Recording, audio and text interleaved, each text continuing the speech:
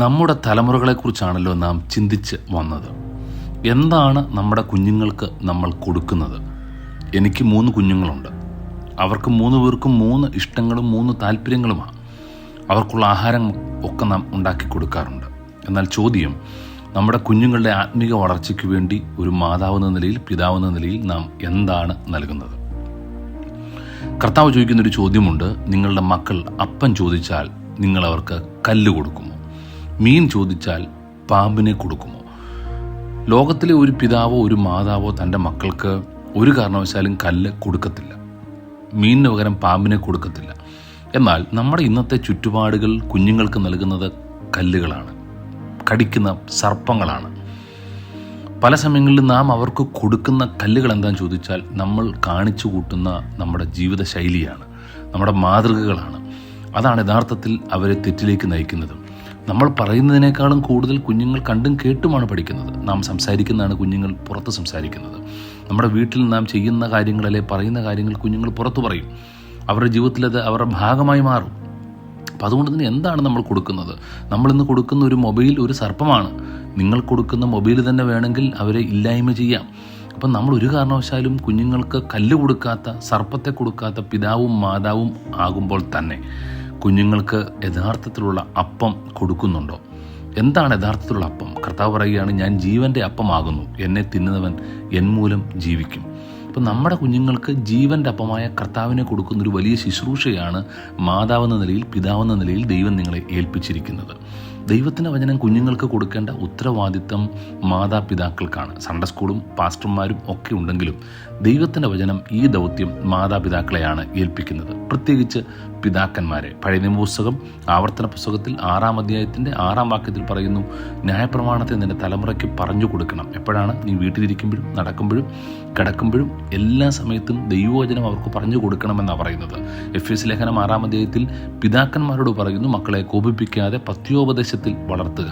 കുഞ്ഞുങ്ങൾക്ക് ദൈവവചനം പറഞ്ഞു കൊടുക്കാനും ജീവൻ്റെ അപ്പമായ കർത്താവിനെ കാണിച്ചു കൊടുക്കേണ്ട ശുശ്രൂഷ ദൈവം നിങ്ങളെ ഏൽപ്പിച്ചു എന്നുള്ള ഉറപ്പോടു കൂടെ തന്നെ നാം അത് ചെയ്യണം.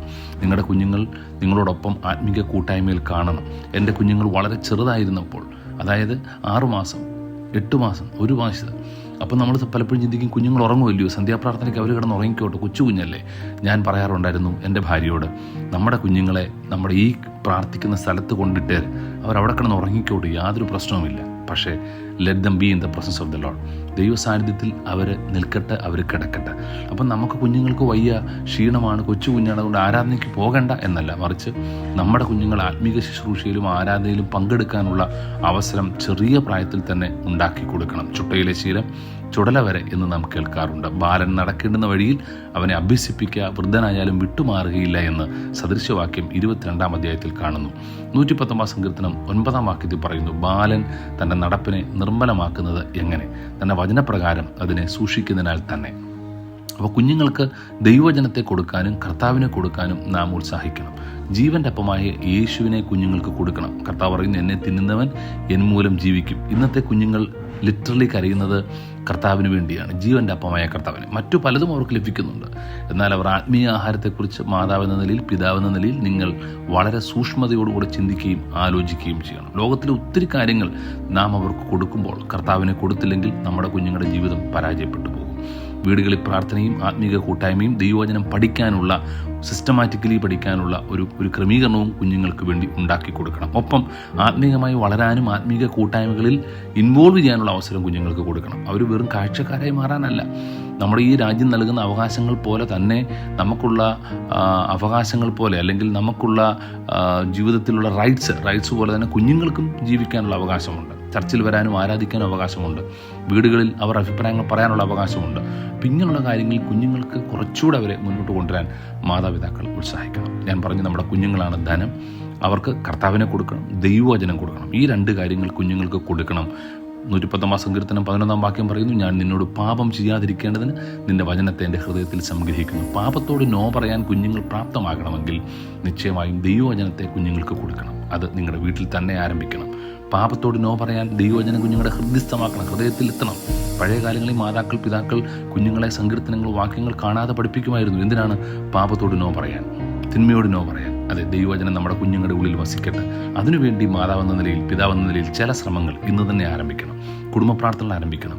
ബൈബിൾ വായിക്കാനും ബൈബിൾ സംബന്ധമായ നല്ല പുസ്തകങ്ങൾ വാങ്ങിച്ചു കൊടുക്കാനും നല്ല വീഡിയോസ് കാണിക്കാനും ഒക്കെ കുഞ്ഞുങ്ങളെ പ്രേരിപ്പിക്കും. മിഷണറി ജീവിതങ്ങൾ കാണിക്കുക, അതുപോലെയുള്ള ചലഞ്ചിങ് ആയ വീഡിയോകൾ കുഞ്ഞുങ്ങളെ കാണിക്കുക.